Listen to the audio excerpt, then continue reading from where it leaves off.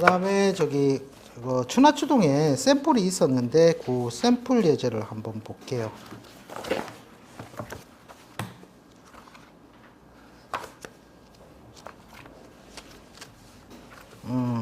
추나추동에 보면은 사주정설 157페이지 나와 있다는 거거든요.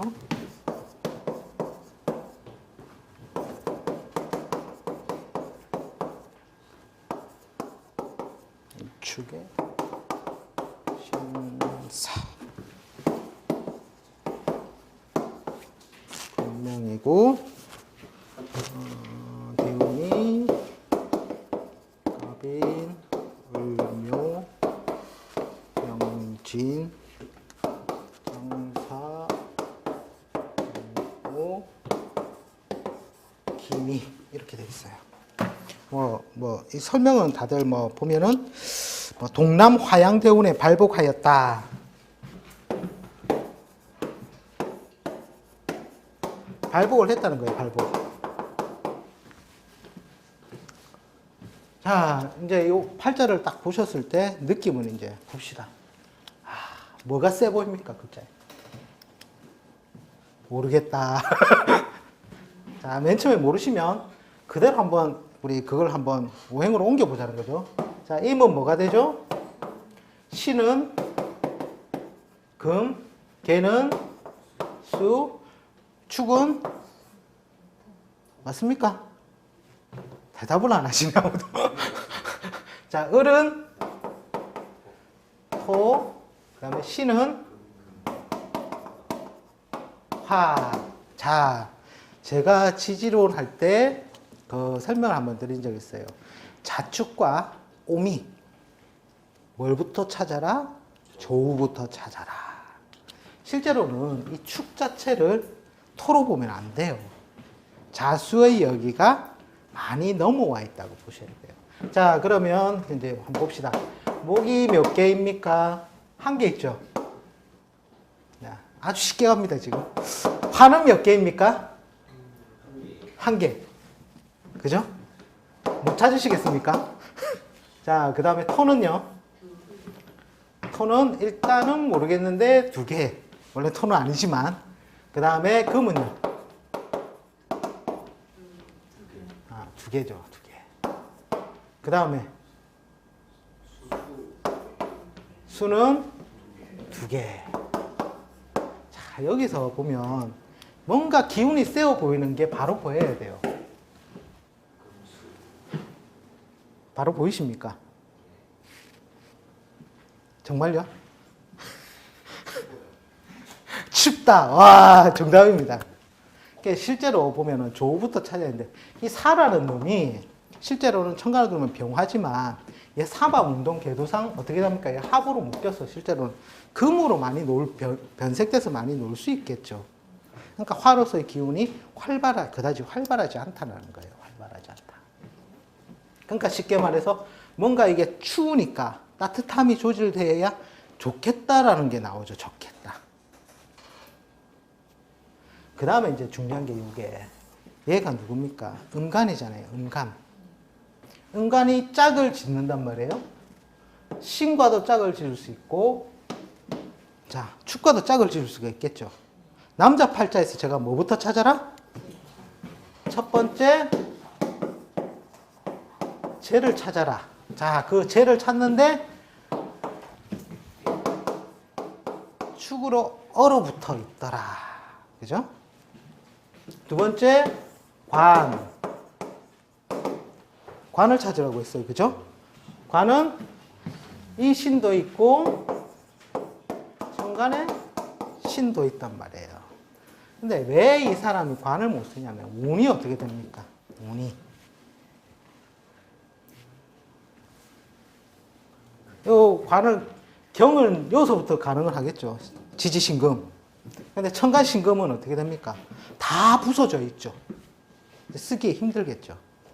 그러면 이제 재를 짝 짓는데 이게 언 땅이란 말이에요. 그러니까 이제 조우적으로 화운이 와야 이게 녹아가지고 괜찮을 수가 있겠죠.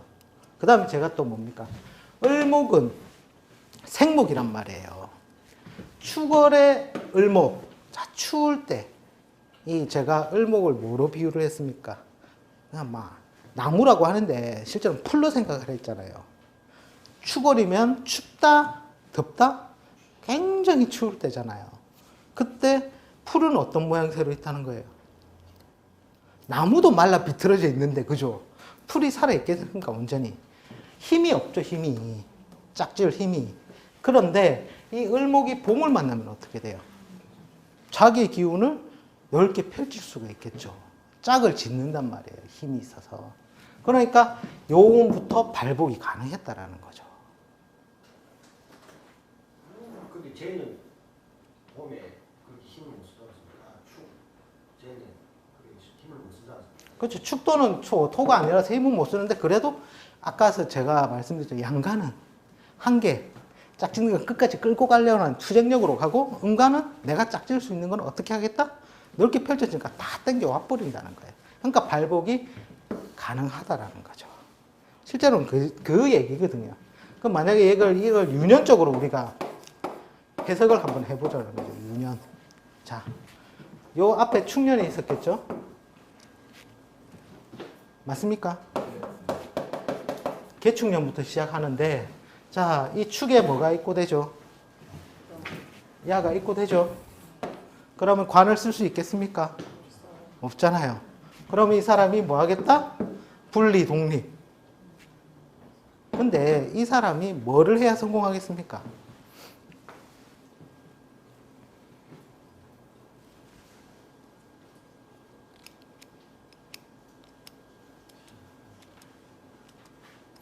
관은 못 써먹는다는 거 이제 알겠고. 그죠? 일단은 자기가 재물 장악할 수 있는 힘은 얻을 수 있다. 그죠? 그러면 실제로 요 살을 쓰는 거예요. 자, 요 구간에서 뭐가 장생을 합니까? 요걸 천간을 올리면 얘가 상관이 장생을 한다는 거예요. 상관이 장생하는 기운을 쓰면 언제까지 써먹을 수 있겠다? 그죠? 발복이 가능하다는 거예요. 그러니까 이 사람이 할 수 있는 건 제일 쉬운 게 교육, 그죠?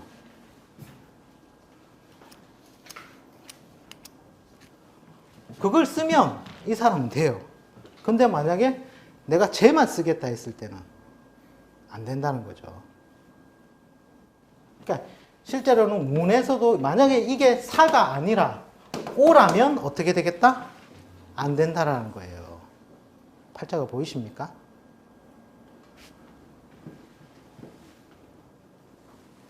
정화가 요때 세력이 있습니까? 없습니까? 그죠? 이 사람이 만약 옷이었다면 진짜 힘들게 살겠다.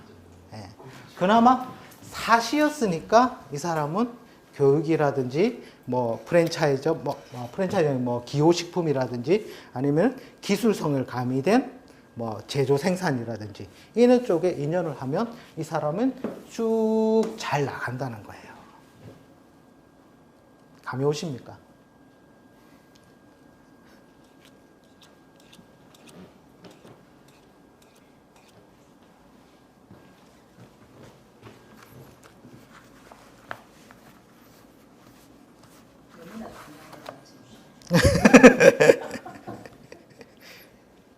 실제로는 뭐 얘 같은 경우에는 지금 뭐 토밖에 없고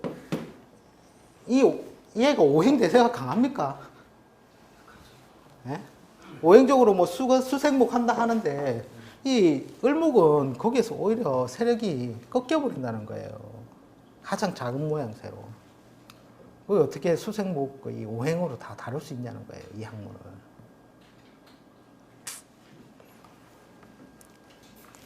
이제 제일 중요한 게 뭐냐면 여기서 이제 우리가 인연법을 봐야 되는데, 제가 육친할 때, 우리가 육친 맨 처음에 공부할 때 뭐 했습니까? 내가 있고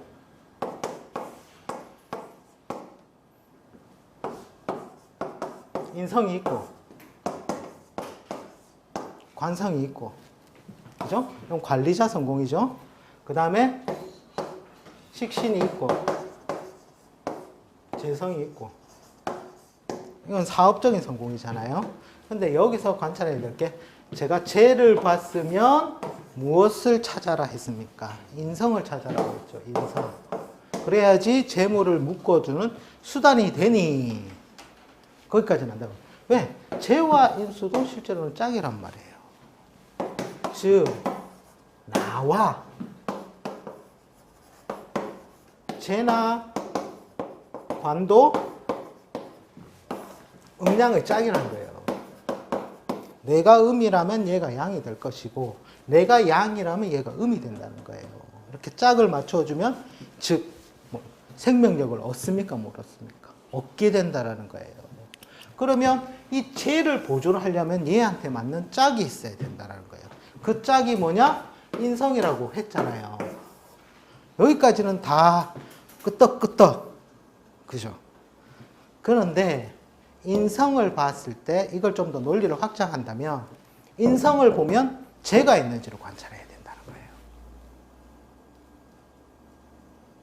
왜요? 에?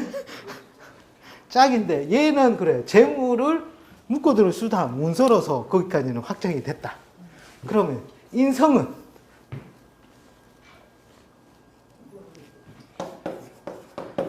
글과 학문 자격 여기까지는 알죠? 무릇 여기로 가면 연원리로 가면 즉 글과 학문 자격은 관 뭔가 사회적인 명함을 위한 그것인데 여기에 빠졌다면 거기에 걸맞은 관직이 없으니 사림에 머물렀다가 되죠. 근데 재성을 못 본 것도 그래요. 왜냐하면 재성이 뭐냐 무대잖아요. 내 글과 학문을 펼칠 수 있는 무대가 없다라는 거거든요. 그러니까 실제로 팔자의 인성은 중중한데 재성이 없으면 인성을 못 써먹는 경우가 허다해요. 그래서 인성을 보면 재성을 필히 관찰하는 거예요. 지장가 있으면 짝겠습니까? 그게 이제 지장감도 등급을 나눴었죠, 제가. 그 등급에 따라서 어느 위치가 정해진다라는 거예요. 자, 그럼 논리를 확장해서 관성이 있으면 식상을 바라는 거죠. 왜요? 짝이라서. 그게 정답은 정답입니다. 왜냐하면 관을 갖다가 지탱, 오랫동안 유지시키는 수단이 쉽게 말해서 수화도 되고 여자 입장에서는 자식이잖아요. 남편을 붙들어두는 수단이 된다는 거예요. 그러니까 이것도 짝이라는 거죠. 짝. 그러니까 실제로 관과 식이 어디에서 이용하냐면 직업론 유추할 때 나의 명함은 무엇인데 내가 활동하는 것은 식상의 모양새를 봐서 직업을 추론한다는 거예요. 그리고 그것이 짝으로 잘 모양새가 맞춰져 있으면 그 관을 오랫동안 유지하게 되고 만약에 식상이 없다 그러면 그 관을 오랫동안 유지시키기 어렵다라는 거죠. 이게 이제 육친론의 확장이거든요.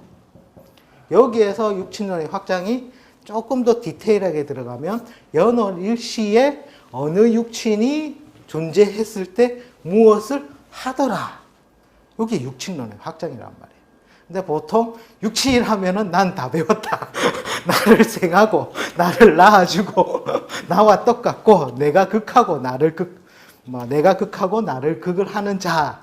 그거를 갖다가 조금 명칭을 확장해서 하는데, 실제로 육친론은 그게 보면은 우리 추나추동에도 잘 나와 있지만, 시기별, 좌표별, 모든 게 다 틀려진다라는 거예요. 그리고 그 육친의 확장이 요 논리와 함께 이제 나중에 좀 더 많은 명식을 관찰하다 보시면 무엇과 무엇이 있으니 이 사람은 무엇에 인연을 하더라는 것까지 나온다는 거예요. 그게 좌표와 연결되어서 흘러간다는 거죠.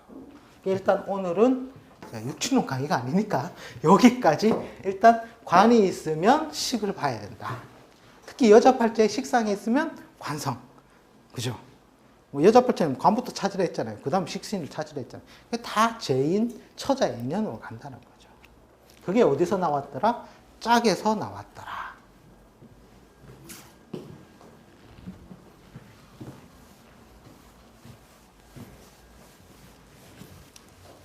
그래도 그나마 이 팔자는 오행이 다 갖춰져 있다. 그죠? 뭐 하나 빠졌으면 그것도 굴곡이라는 거예요.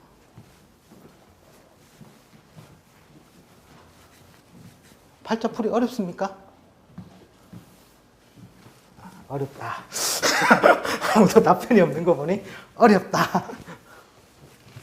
자, 그 다음에 제가 그 해드린 프린트물 있으시죠? 프린트물.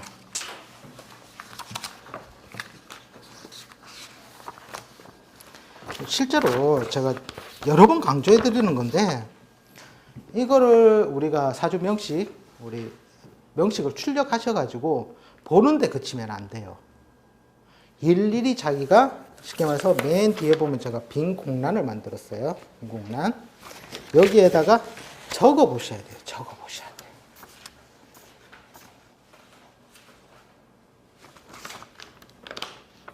이걸 적어 보시면서 아, 이 팔자의 구는 무엇이겠다. 이 팔자가 어느 게 세어 보이겠다. 오행이 다 부족하였는가. 뭐 이런 걸 신살까지도 다 적다 보면 나중에 이게 트레이닝이 돼야 이제 그 팔자 글자 하나 적으면서 쉽게 말해서 답이 나온다는 거죠. 보통 저희 쪽에서 이게 이제 빨리 성공하시는 분들이 뭐냐면 서기 선생님들이에요. 서기 선생님들. 그 서기 선생님들 이제 유명한 도사님은 어떻게 됩니까? 사람들이 줄을 씁니까? 안 씁니까? 줄을 쓰죠. 그럼 그 서기 선생님은 이 명조를 손으로 다 적어요. 그럼 몇 개를 적겠다 하루에? 못 적어도 8개, 10개, 20개 이렇게 많이 적어 본다는 거예요. 그러면 글자 하나 적으면 이미 머릿속에서 뭐가 이루어지겠습니까? 음양, 오행, 육친, 12운성, 12신살, 지장간 쫙 나와버린다는 거예요. 그냥. 그러니까 왜? 조금만 이론적인 게 가미돼도 정립이 빨리 되겠죠. 근데 우리는 적는 연습을 너무 안 한다는 거예요. 원체 편의주의 시대로 가다 보니까 다들 주는 대로 그는 있네 이라고 마시는데 실제로는 공부라는 게 제가 정직하다 그랬죠. 정직하다. 그만큼 자기가 많이 적어봐야 돼요. 많이. 그러니까 팔자를 보고 이것도 똑같이 적는 연습. 이것까지는 안 적으셔도 돼요. 이것까지는 옆에. 근데 여기 실제로 팔자 적고 오행 적고 육친 적고 그렇죠? 그 다음에 지장간 적고 그 다음에 이게 보면은 12신살이에요. 12신살. 그 위에는 12운성을 적고 12신살을 적어요. 그 다음에 각종 신살들을 적고 대운 적고 그 다음에 요 밑에 보면 여기가 연에서 본 12신살 그 다음에 일지에서 본 12신살 그 다음에 각종 신살들을 이렇게 밑에다 적어보는 연습을 하셔야 돼요. 그리고 그 옆에 여기 있잖아요. 무엇이 팔자에 없다. 그죠? 오행이 다 갖추어졌느냐 없느냐. 그리고 삼재. 그 다음에 공망. 이게 기본적으로 툴이라는 거죠. 사주를 팔자 분석하는 툴. 삼재를 왜 적습니까?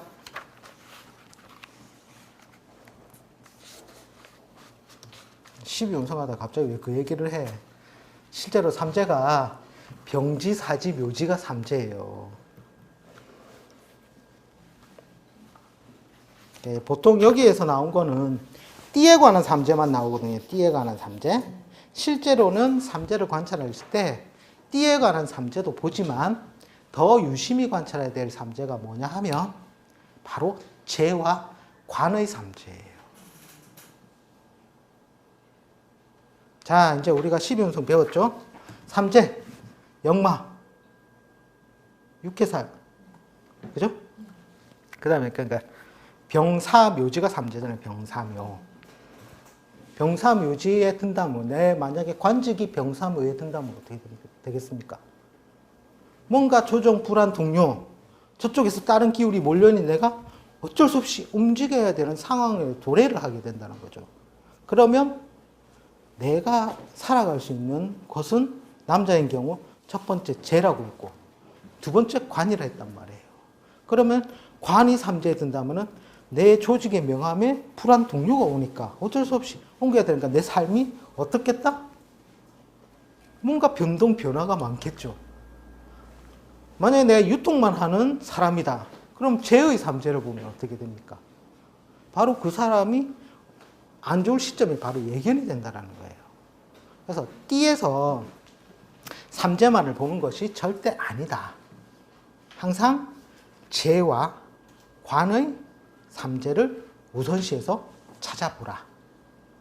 그럼 그것만 찾으면 됩니까? 이러는데 실제로 식상과 자기 자신의 삼재도 들어갑니다. 그거는 건강적으로 들어가겠죠. 건강의 삼재로 보시면 삼재를 나와 식상의 그 삼재를 보시면 자기의 건강 상태가 바로 나온다는 거죠. 이렇게 삼재는 무궁무진하게 응용이 될 수 있다는 거예요. 근데 통상적으로 띠에서 삼재를 많이 취하는 이유는 나중에 자표법을 배우시면 아시게 되는데 쉽게 말해서 가장 큰 배라는 거예요. 이게 년. 그 다음 배가 월이고, 그 다음 배가 일이고, 그 다음 배가 시라는 거예요.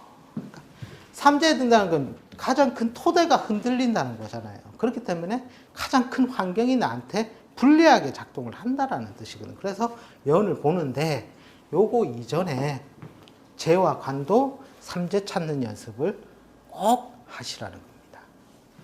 선생님 만약에 연에서 삼재가 아닌데 재관이 만약에 삼재가 걸렸다거나 하나라도 그렇죠. 그거에 인해서 상당히 좀 불안 요소가 불안 동료가 오히려 더 동반하게 되는 거죠. 특히 재를 내가 굉장히 중요시 쓰는 아까 그 유통업을 하는 팔자다. 그럼 재가 참 잘생겼겠죠. 그죠? 근데 그게 삼재에 든다 하면 특히 음간을 삼재로 쓴다 하면 어떻게 되겠습니까? 엄청나게 많은 혼란 요소가 오겠죠. 우리 양간과 음간의 병사묘를 느낌상 알잖아요. 느낌상 이제 음간은 굉장히 사주를 하나 풀어갖고.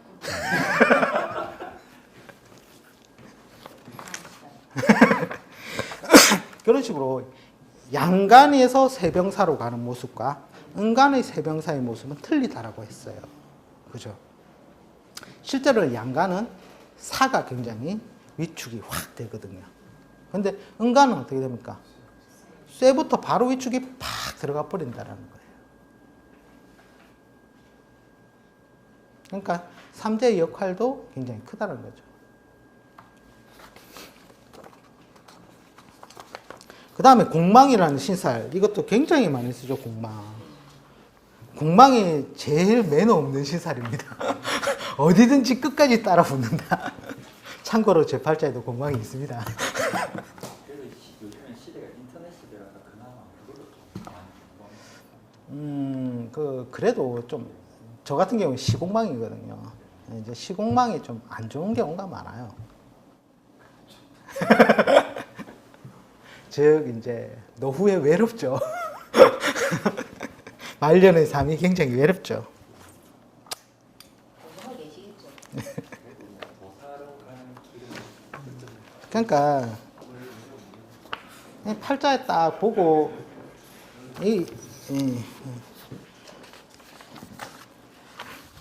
그러면 이제 그 다음에 명조 이 명조는 5분간 쉬었다가 제가 풀이를 해드릴게요. 수고하셨습니다.